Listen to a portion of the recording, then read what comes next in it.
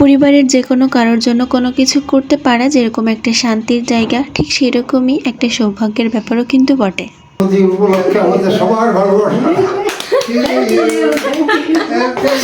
আসসালামু আলাইকুম, কেমন আছেন সবাই? নতুন একটি ব্লগ দেখার জন্য সবাইকে আমার চ্যানেলে স্বাগত জানাচ্ছি। সেই সঙ্গে আমি মিথিলা পুরো সময়টুকু জুড়ে থাকছি আপনাদের সঙ্গে। এখানে অনেক রকমের সবজি কেটে রেখেছি, আর ভিডিওর প্রথমটুকু দেখে নিশ্চয়ই বুঝতে পেরেছেন কারো জন্মদিন। তো ওভাবে তো আসলে জন্মদিন পালন করা হয় না, তবে স্পেশাল কোনো ডেতে পরিবারের সবাই একসাথে একটু ভালো মন্দ খাওয়াতে কিন্তু কোনো অপরাধ নেই, তাই না? তো যাই হোক, আমি আজকে ভেবেছি একটু চাইনিজ টাইপের খাবার রান্না করব। মাংস, পোলাও, বিরিয়ানি এগুলো তো সবসময়ই খাওয়া হয়, ইচ্ছা করলেই খাওয়া যায় আর কি। তো যেহেতু বাসার বড় যারা, ওনারা চাইনিজ খাবার খেয়ে খুব একটা অভ্যস্ত নয়, বা চাইলেও রেস্টুরেন্টে যেতে পারে না বা পছন্দ করে না, এজন্য আজকে ভাবলাম আজকে একটু ফ্রাইড রাইস করি, চিকেন কোরমা করি, আর সাথে একটা ভেজিটেবল রাখবো। যদিও চিকেন কোরমা চাইনিজ কিনা আমি জানি না, এটা হয়তো দেশীয় খাবারই। ফ্রাইড রাইসের সাথে আসলে চিকেন ফ্রাইটা যায়, কিন্তু যারা আমাদের বাসার মুরব্বীরা আছেন, আমার শ্বশুর শাশুড়ি, ওনারা তো আসলে চিকেন ফ্রাই ওই ড্রাই টাইপের খাবার খেতে পারবে না। তো এই জন্য আর কি, যেহেতু ডিনারের আয়োজন করছি, তো ভাবলাম চিকেন কোরমাটা করি। চিকেন কোরমাটা করার জন্য আমি চিকেনটাকে কেটে ধুয়ে একদম পরিষ্কার করে পানি ঝরিয়ে নিয়ে এখন সব রকম মশলা দিয়ে ম্যারিনেট করে রেখে দিচ্ছি ঘন্টাখানেকের জন্য। আর আজকে চাইনিজ ভেজিটেবলও রান্না করব, এজন্য কয়েক টুকরা চিকেন নিয়ে নিয়েছি।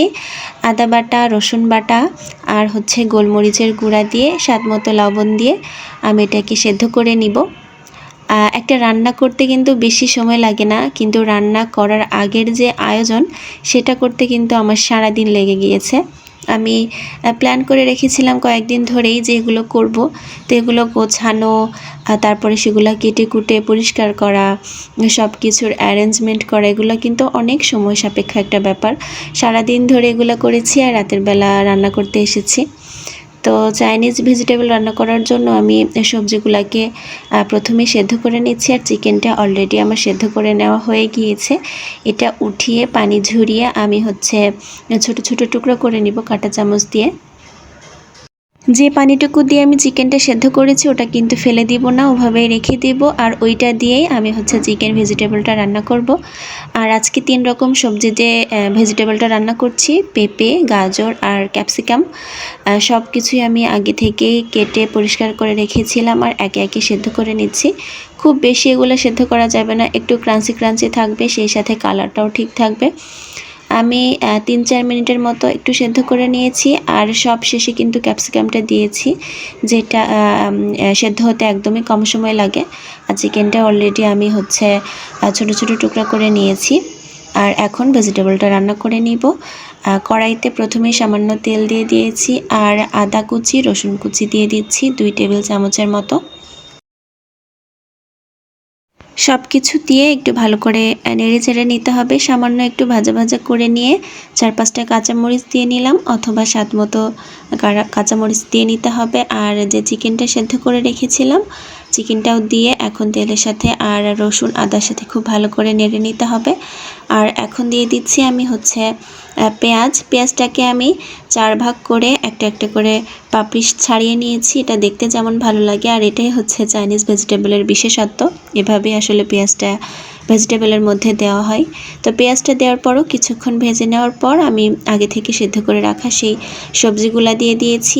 আর চিকেন সেদ্ধ করার পর যে পানিটা ছিল, সেই পানিটা এখন দিয়ে দিচ্ছি। চিকেন ভেজিটেবলের আসল টেস্টটাই কিন্তু আসে এই পানিটার জন্য, যেহেতু এটার মধ্যে আদা বাটা, রসুন বাটা, তারপরে গোলমরিচের গুঁড়া, লবণ, টেস্টিং সল্টও দিয়েছিলাম একটু, সব কিছুই আছে। তো এটা দিলে টেস্টটা খুব সুন্দর আসে। আর যখন পানিটা কিছুটা শুকিয়ে এসেছে, আমি সেই সময় 2 টেবিল চামচ কর্নফ্লাওয়ার একটু পানির সাথে গুলে নিয়েছিলাম, অল্প অল্প করে দিয়ে দিয়েছি একটু থিকনেস আনার জন্য। আর নামানোর আগ মুহূর্তে দিয়ে দিয়েছি সয়া সস 1 চা চামচের মতো। আমারটা একটু ডার্ক সয়া সস, এর জন্য কালারটা একটু এরকম হয়ে গিয়েছে। তো লাইট সয়া সসটা দিলে আর এরকম হয় না। তো যাই হোক, আমার সবজি কিন্তু অলরেডি ডান। এটা আমি চুলা থেকে নামিয়ে নিয়েছি। আর এখন ফ্রাইড রাইসের জন্য পোলাওর চালটাও মেপে একদম ধুয়ে নিব। পোলাও চালটা মেপে ধুয়ে পরিষ্কার করে পানি ঝরাতে রেখে দিয়েছি। আর অলরেডি চুলায় আগে আমি পানি গরম করতে বসিয়েছিলাম। পানিটাতে যখন খুব ভালো মতো বলক চলে এসেছে তখন চালগুলা দিয়ে দিলাম। আর পানির মধ্যে অবশ্যই সামান্য একটু তেল দিতে হবে আর লবণ দিয়ে নিতে হবে স্বাদ মতো। চালটা দেওয়ার পর একটু নেড়ে নিয়েছি। আর এটা 80% মতো সেদ্ধ হলেই নামিয়ে নিব। খুব বেশি সেদ্ধ হয়ে গেলে দেখা যায় ফ্রাইড রাইসটা যখন ভাজা হয়, অতিরিক্ত ভাজার জন্য কিন্তু ঝরঝরা হয় না, একটু আটা আটা হয়ে যায়। এজন্য আর কি 80%-এর মতো সেদ্ধ হলে নামিয়ে নিতে হবে। নামানোর পর আমি ছড়ানো 2টা প্লেটে এটাকে ঠান্ডা করার জন্য রেখে দিয়েছি।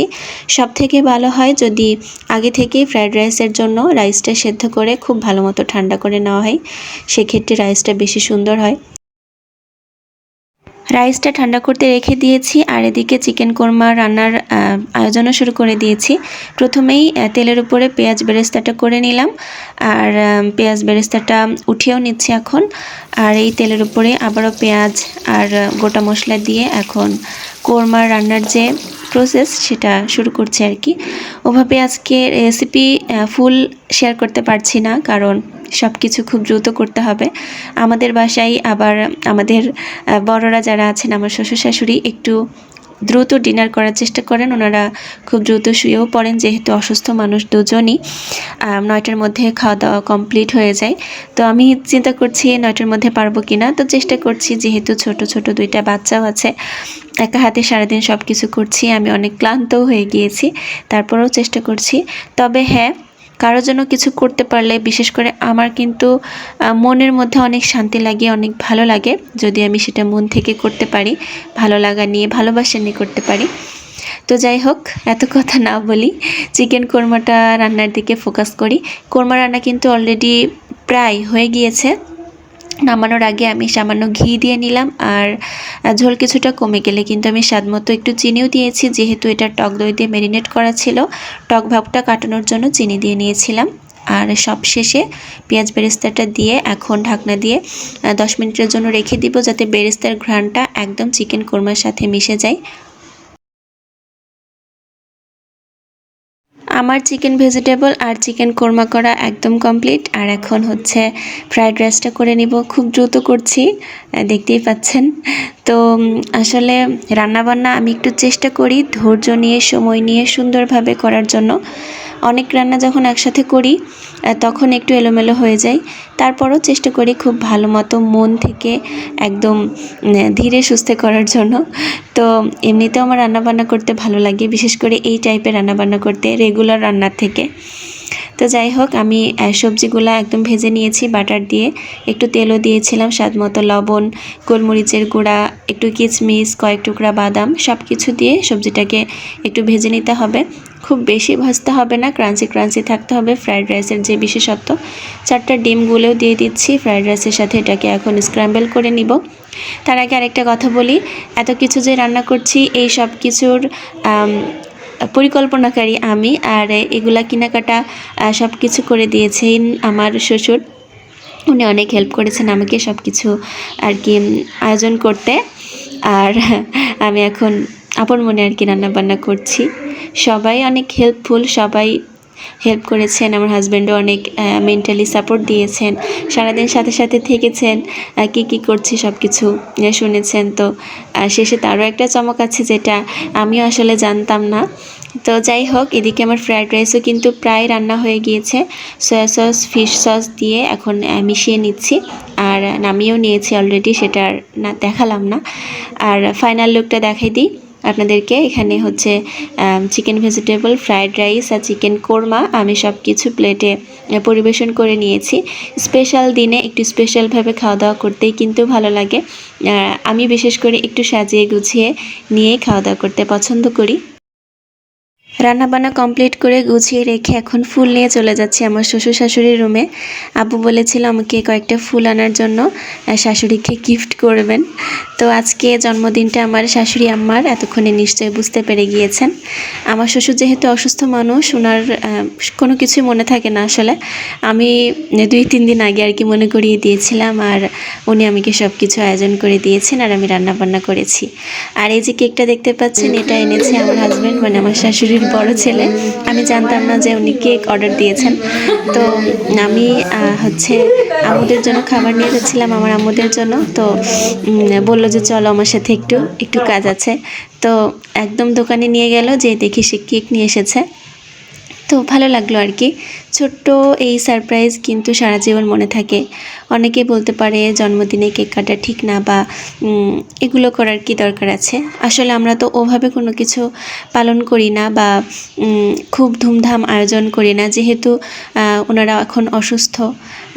একটু যদি ভালো লাগা দিতে পারি তাতে কিন্তু কোনো দোষ নেই আমার মনে হয়। তো যাই হোক, কেক কাটা একদম কমপ্লিট, আর আমাদের খাওয়া দাওয়া এখন শুরু করব। সেই সাথে ভিডিওটাও শেষ করে দিব। আশা করি আমাদের আজকের এই ভিডিওটা আপনাদের কাছে ভালো লেগেছে। যদি ভালো লেগে যায় ভিডিওতে একটি লাইক দিয়ে চ্যানেলটিকে সাবস্ক্রাইব করে পাশে থাকবেন। নতুন কোনো ভিডিও নিয়ে আবারও হাজির হয়ে যাব। আল্লাহ হাফেজ।